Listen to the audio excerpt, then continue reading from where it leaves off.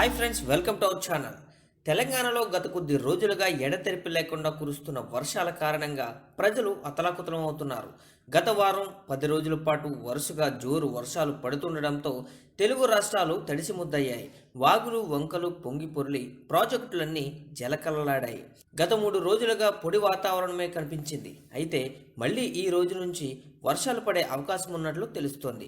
తెలంగాణలో పలు ప్రాంతాల్లో నేడు భారీ వర్షాలు కురుస్తాయని హైదరాబాద్ వాతావరణ కేంద్రం తెలిపింది.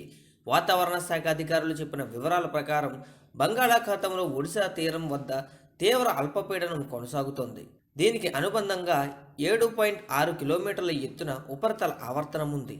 అంతేకాదు రాయలసీమ నుంచి దక్షిణ తమిళనాడు వరకు 900 మీటర్ల ఎత్తుగల గాలుల ద్రోణి వ్యాపించి ఉంది. ఇక రాష్ట్రంలో రుతుపవనాలు కదలికలు సాధారణంగా ఉన్నాయి.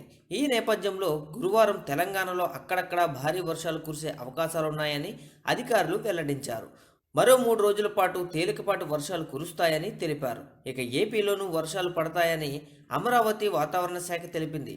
పలు ప్రాంతాల్లో ఓ మోస్తరు వర్షాలు కురుస్తాయని వెల్లడించింది. ఒరిస్సా దానిని ఆనుకుని ఉన్న జార్ఖండ్ ప్రాంతాల్లో తీవ్ర అల్పపీడనం కొనసాగుతుందని వెల్లడించింది. దీనికి అనుబంధంగా ఉపరితల ఆవర్తనం కూడా కొనసాగుతుందని చెప్పింది.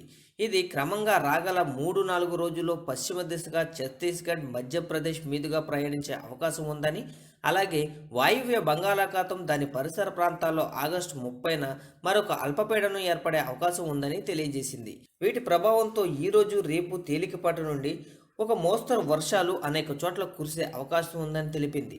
ఈరోజు 1-2 చోట్ల భారీ నుండి అతి భారీ వర్షాలతో పాటు అత్యంత భారీ వర్షం రేపు 1-2 చోట్ల భారీ వర్షాలు కురిసే అవకాశం ఉందని పేర్కొంది.